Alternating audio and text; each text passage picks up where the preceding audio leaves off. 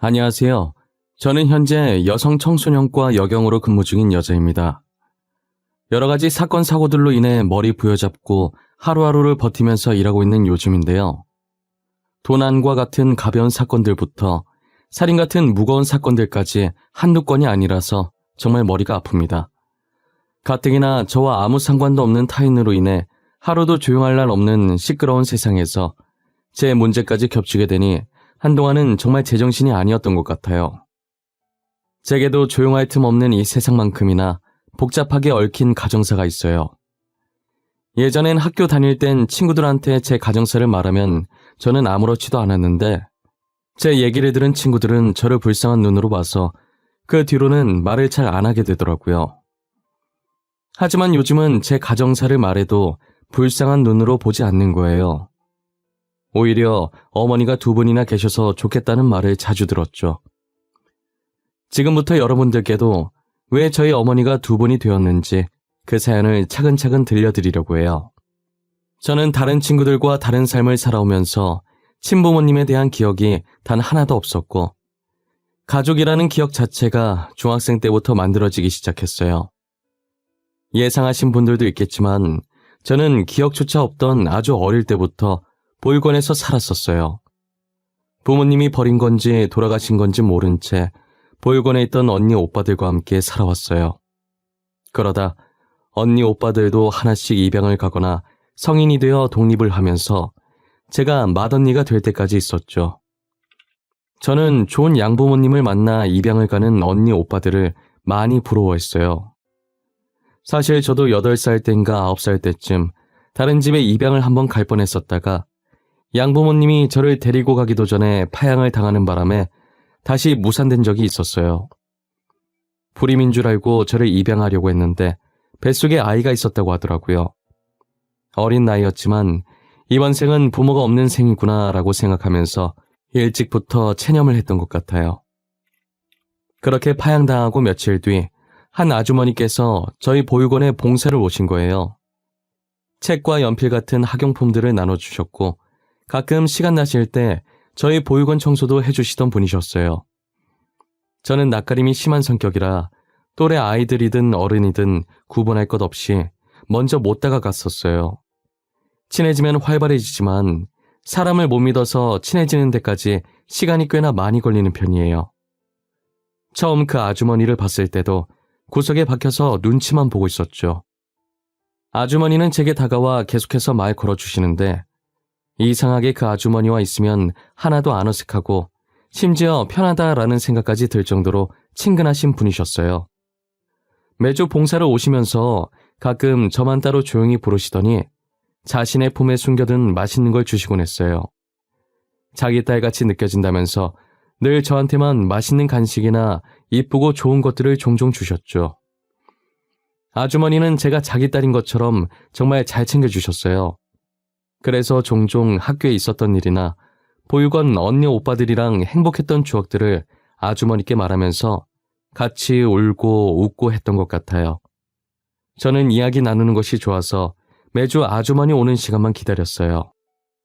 그러다 중학생이 된 지 얼마 안 되었을 때 아주머니와 이별을 하게 된 거예요.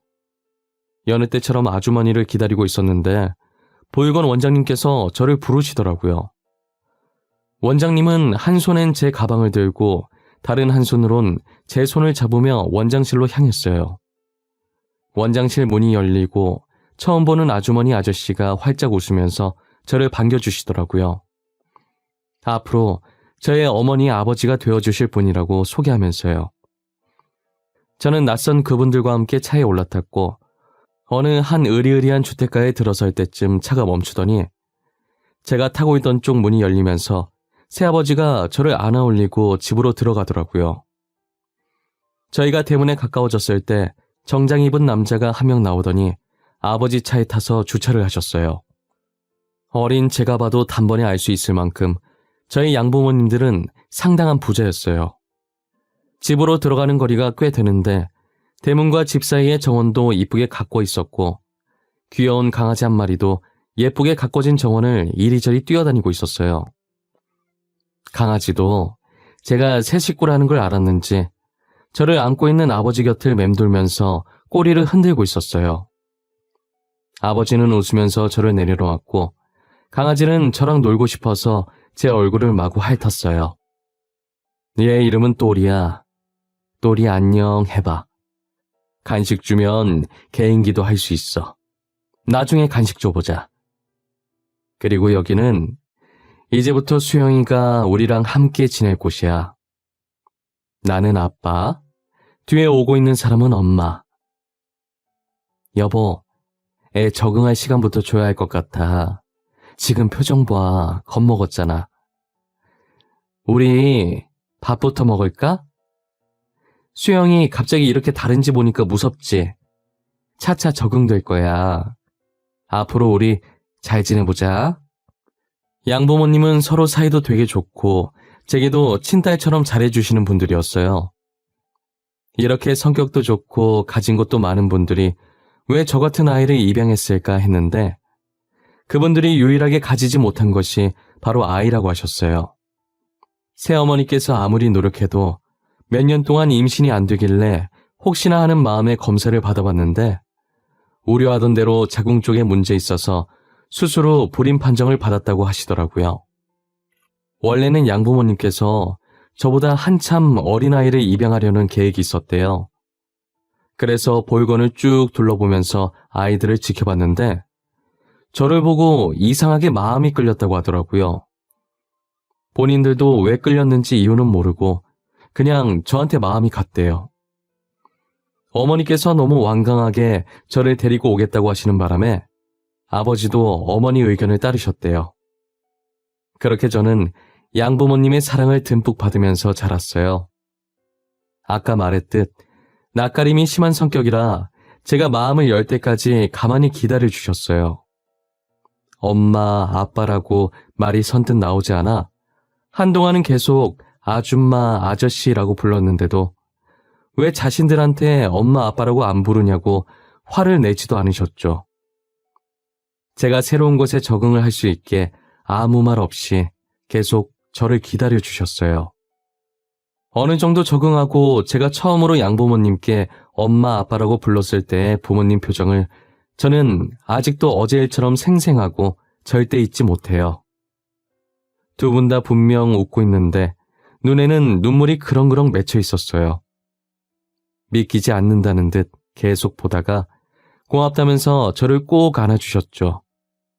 엄마, 아빠, 늦었지만 저를 입양해 주셔서 감사해요. 이 말 언제가 되든 꼭 해드리고 싶었어요.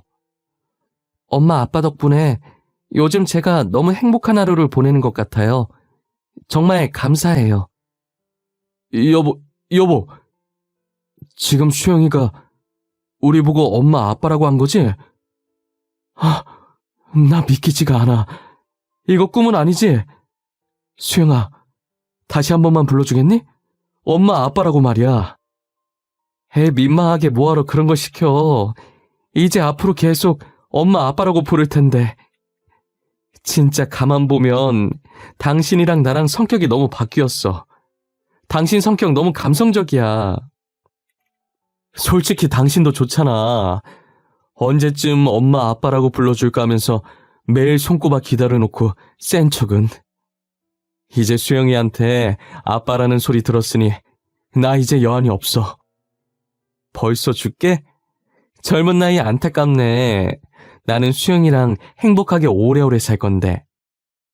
부모님께서 울랑말랑한 표정을 지으실 땐 어떤 반응을 보여야 할지 몰라서 우물쭈물거렸는데 이렇게 금세 평소처럼 돌아가 장난치는 모습을 보니 웃기고 귀여워서 몰래 피식하고 있었어요. 저희 부모님은 늘 고등학생처럼 이런 식으로 유치하게 투닥거리면서 재미나게 사셨어요. 매번 어머니께 일방적으로 당하는 건 마음 여린 아버지지만요. 저희 부모님은 제 말이라면 꿈뻑 넘어가시는 분들이세요. 간혹 혼자서 뭐가 먹고 싶다고 조용히 중얼거리면 둘 중 한 분이 벌떡 일어나서 사오고 나셨죠. 제가 괜찮다고 말리기도 전에 겉옷을 입고 나가버리실 정도로 제 일이라면 누구보다 빠르게 나서세요. 아무래도 부모님께서 돈이 많으시니 제가 하고 싶다는 게 있다면 무조건 다 해주셨어요. 처음 가져본 부모님의 처음 받아보는 지원이다 보니 하고 싶은 것들이 많더라고요. 발레가 하고 싶다고 하면 발레학원에 등록해주고, 요리하고 싶다고 하면 요리학원에 등록해주고, 제가 며칠 만에 질려서 안 가겠다고 해도 쓴소리 하지 않으시고 이것저것 다 해보라고 하셨어요. 한 번에 적성 찾는 사람 잘 없다고, 원래 적성은 하고 싶었던 것들 다 해본 뒤에 찾는 거라고 하시면서요. 빈말로 연예인 되고 싶다고 하면 소속사 리스트 쫙 뽑아서 오디션 스케줄까지 다 알아보실 정도였어요. 하고 싶은 걸 하고 살아야 나중에 후회가 없는 법이라며 제게 아낌없이 지원해 주셨죠. 꿈을 찾아 이리저리 옮겨다니며 여러 가지 경험을 해왔던 저는 최종적인 꿈으로 어머니가 멋있다고 했던 경찰로 결정하게 되었어요. 제가 다행히 공부를 잘했어서 무리 없이 명문대에 갈 수 있었고, 졸업 후 1년 반 만에 경찰 시험까지 합격해서 정식으로 경찰 생활을 하기 시작했어요. 제가 아무래도 여자이다 보니 경찰 공부를 하면서 자연스럽게 여성 관련 범죄에 관심이 많아졌어요. 그래서 고민도 없이 여성 청소년과로 지원하게 되었고, 저희 과에서 일어난 사건들은 제 일처럼 생각하며 열심히 범인을 잡으려고 노력했어요. 피해자분들이 얼른 편히 발 뻗고 주무실 수 있게 제가 야근을 하기 일쑤였죠. 평소처럼 야근하고 선배가 부탁했던 자료들 선배 자리에 두면서 수사 일지가 올려져 있길래 살짝 봤는데, 남편에게 맞아서 신고 들어온 건수가 생각했던 것보다 많더라고요. 피해자가 제출한 증거 사진들을 보고 있으면 같은 여자로서 너무 화가 났어요. 저는 아예 자리를 잡고 계속해서 수사 일지를 넘겨보고 있었어요. 한참 보고 있는데 제 귀에 대고 누군가가 뭐하냐고 말하더라고요. 갑자기 들려오는 목소리에 너무 놀라서 저도 모르게 선배 얼굴을 주먹으로 쳐버렸어요. 선배인 걸 확인하고 죄송하다고 머리를 얼마나 숙였는지 몰라요. 선배는 괜찮다고, 놀래킨 건 자기라고 맞아도 싸다고 웃어주셨어요. 선배들 다 집에 간 줄 알았는데 자리 주인이었던 선배가 아직 퇴근 안 하고 남아있었던 거예요. 제가 열심히 하는 걸 알아서 그런지 수사 일지 가지고 가서 제 자리에서 보라고 하시더라고요. 자기도 지금 자리에 앉아서 할 일이 있다고 하시면서요.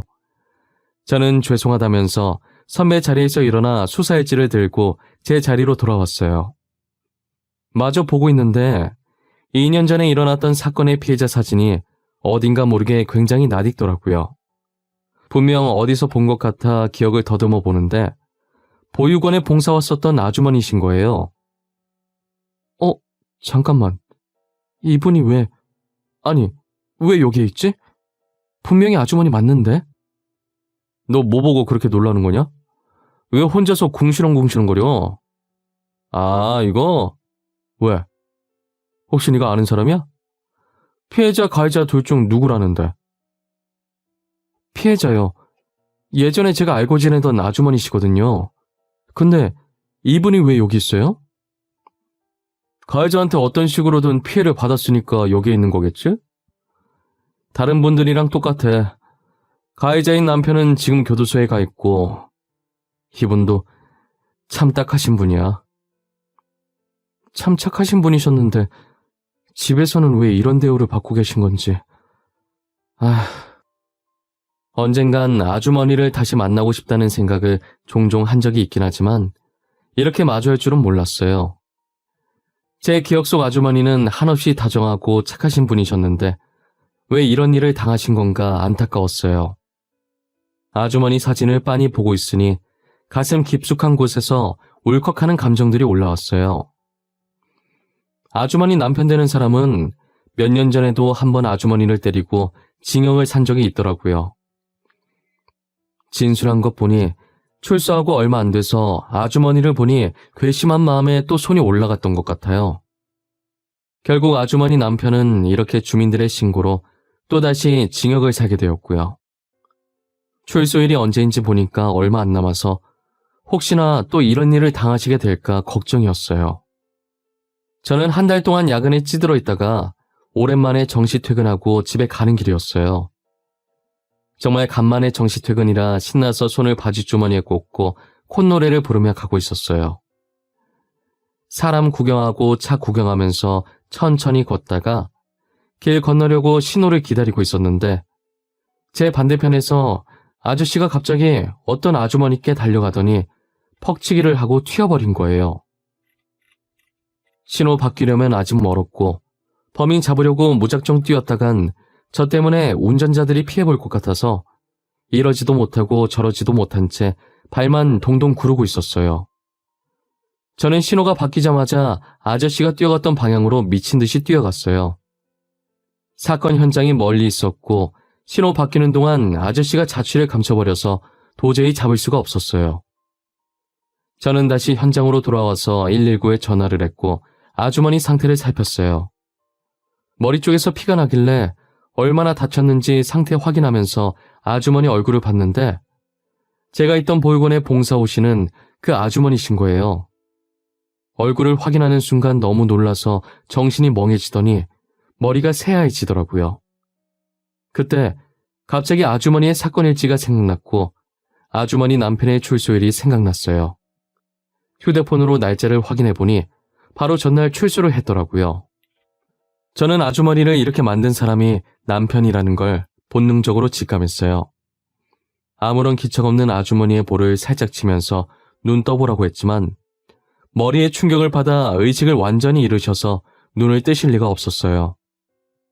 얼마 지나지 않아 구급차가 도착해서 아주머니를 옮기고 뒤이어 제가 타려고 하자 대원이 제지하길래 경찰이라고 경찰증을 보여준 후에 같이 동승해서 병원으로 향했어요. 제가 환자분 상태를 쭉 봤는데요. 혹시 같이 오신 분은 신희경 환자분 보호자신가요?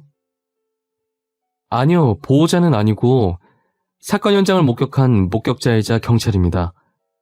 제가 보호자께 상태 전달할 테니 환자 지금 어떤지 저한테 말씀해 주실 수 있을까요?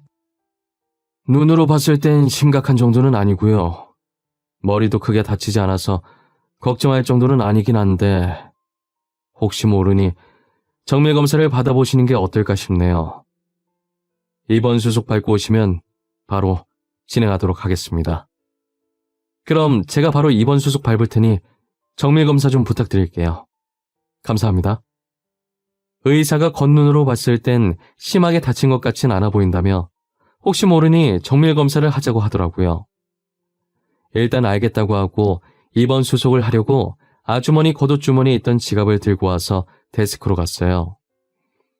저는 지갑에서 아주머니의 주민등록증을 꺼내서 간호사분께 드렸어요. 그런데 주민등록증을 꺼냄과 동시에 낡은 사진 한 장이 같이 떨어지더라고요. 뒷면이 위로 가게 떨어져 있었는데 삐뚤빼뚤한 글자가 한 줄 적혀 있었어요. 주워서 보니 사랑하는 딸과 처음으로 찍은 사진이라고 적혀 있더라고요. 저는 다시 지갑에 넣어드리려고 아무 생각 없이 사진을 앞면으로 돌렸어요. 주민등록증에 있던 자리에 그대로 다시 넣고 있는데 사진 속에 있는 아이의 얼굴이 눈에 들어오더라고요. 아이의 얼굴을 보고 지갑을 떨어뜨리면서 저도 모르게 짧게 소리를 지르고 양손으로 입을 막았어요. 제 목소리에 놀란 주변 사람들은 다 저를 쳐다봤고 저는 눈치를 보면서 다시 지갑을 주워들었어요. 떨리는 손으로 사진을 다시 봤는데 눈 비비고 다시 봐도 사진 속에 웃고 있는 아이는 저더라고요. 아주머니와 친해지고 나서 둘이서 산책하면서 보육원 근처에 핀 벚꽃을 구경하다가 자신과 사진 한 장만 같이 찍어줄 수 있냐고 하길래 흔쾌히 알겠다고 하고 찍어줬던 사진이거든요. 저는 다시 글씨가 적혀있는 뒷면으로 돌려서 사랑하는 딸이라는 글자를 손가락으로 매만졌어요.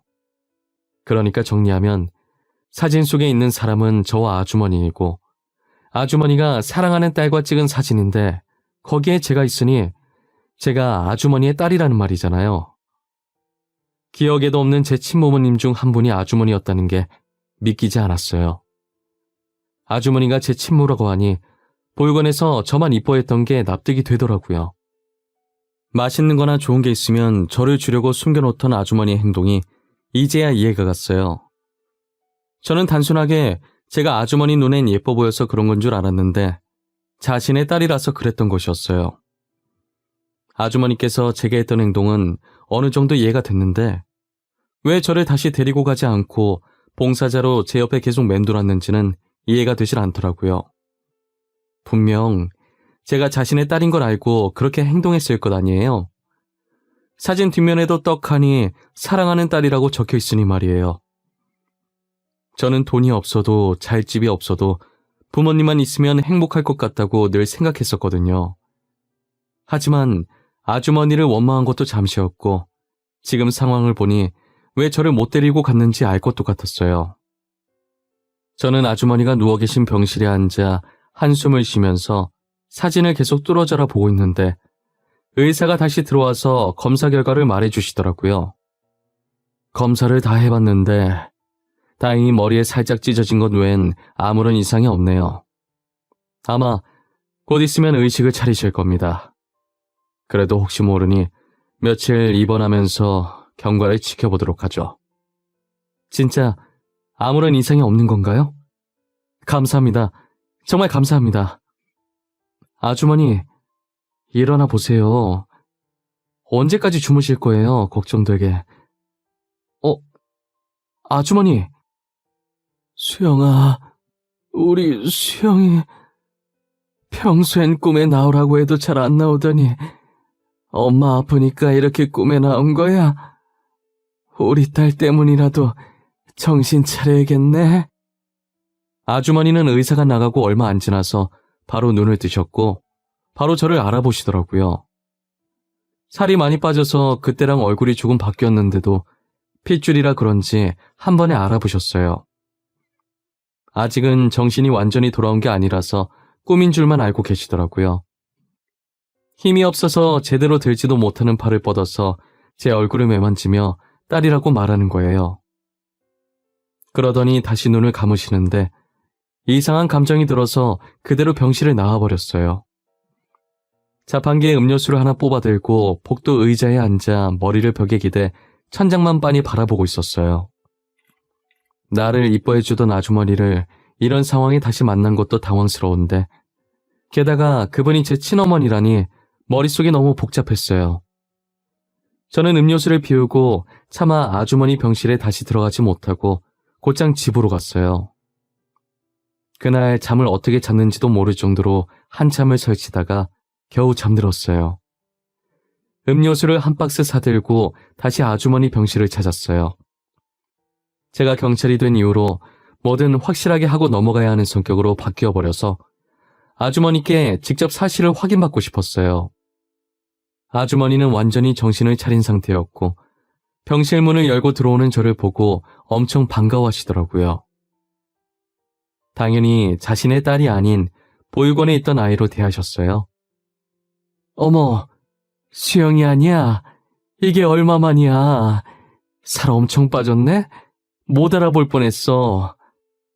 근데 여긴 어쩐 일이야? 내가 여기 있는 걸 어떻게 알았어? 아주머니 사고 난 거 제가 목격했어요. 아주머니를 여기까지 모시고 온 것도 저고요. 몸은 괜찮으세요? 어디 불편한 곳은 없으시고요? 아, 수영이가 나 여기까지 데리고 온 거야? 너무 고맙네. 어떻게 은혜를 갚아야 할지. 몸은 괜찮아. 찢어진 부위만 살짝 아픈 거 말곤 다 괜찮아. 아, 다행이네요. 아주머니.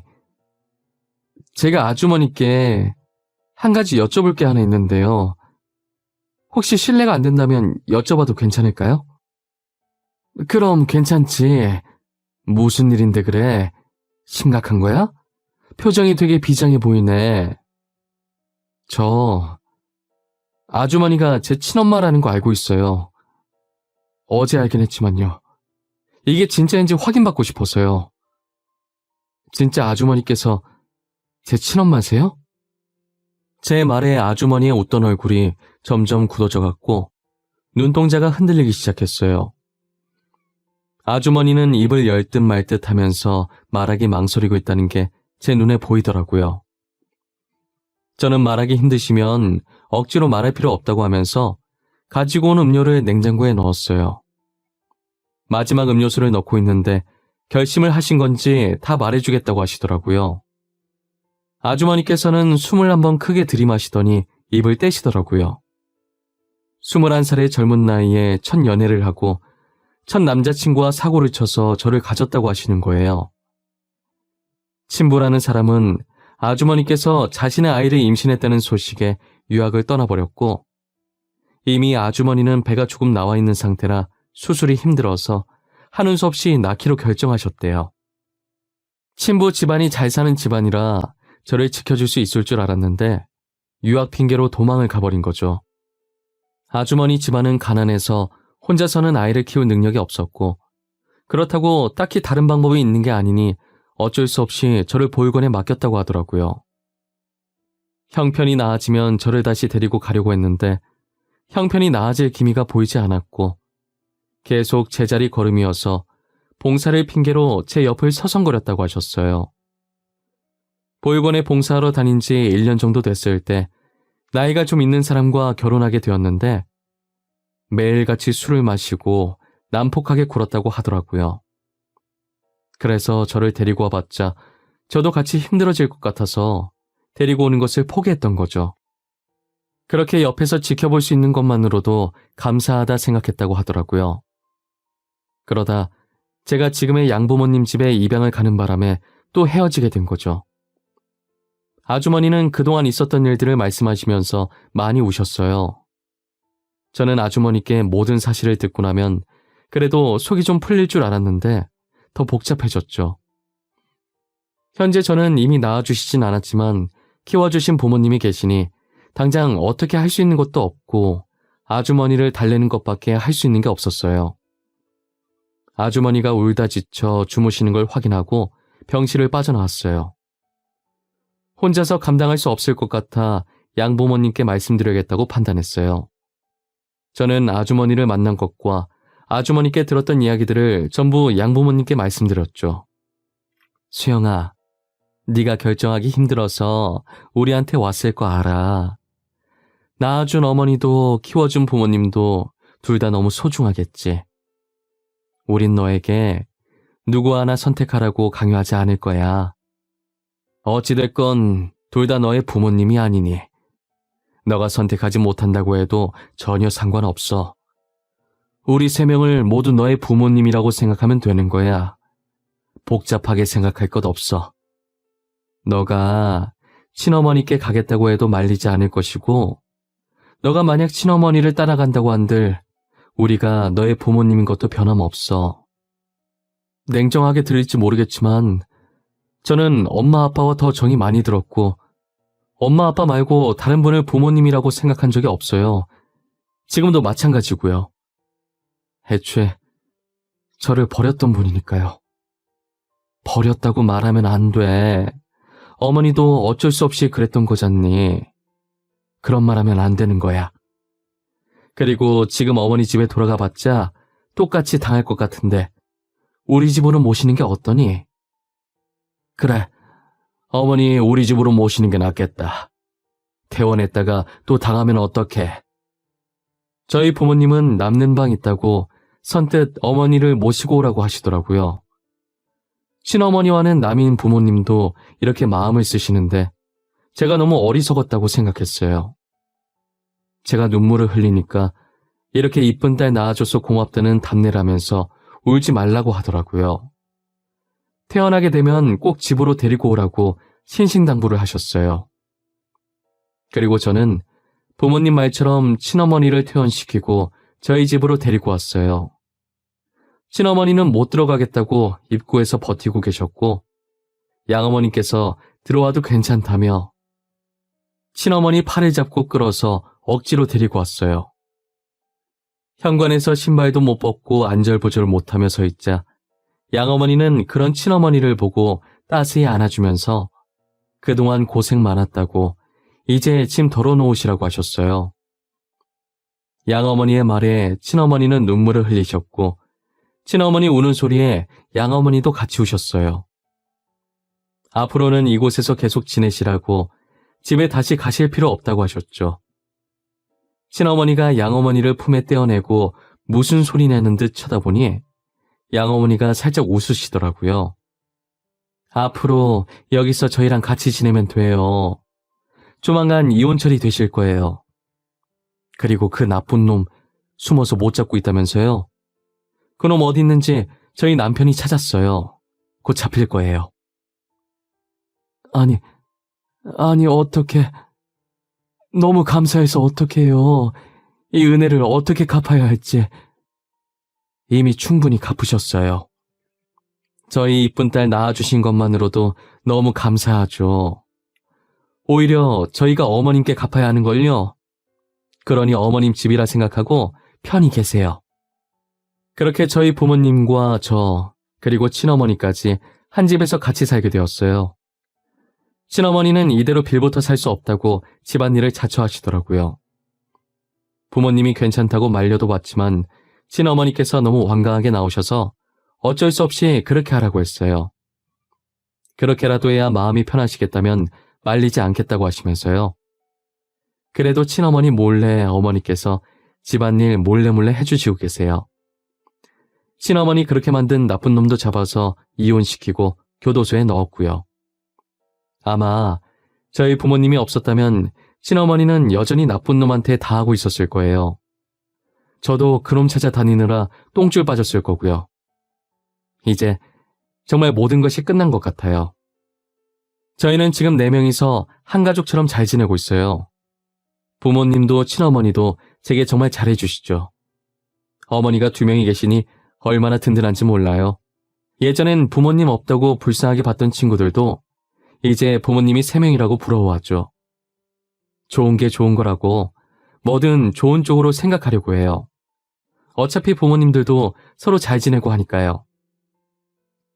저의 긴 이야기는 여기서 끝을 내보려고 합니다. 만날 사람은 언젠간 만난다고 저는 친어머니를 이렇게 만나게 됐네요. 여러분들도 잃어버렸던 인연이 있으시다면 언젠간 저처럼 다시 만나게 될 날이 올 거예요. 그날까지 늘 희망을 잃지 않고 건강하게 지내셨으면 좋겠습니다.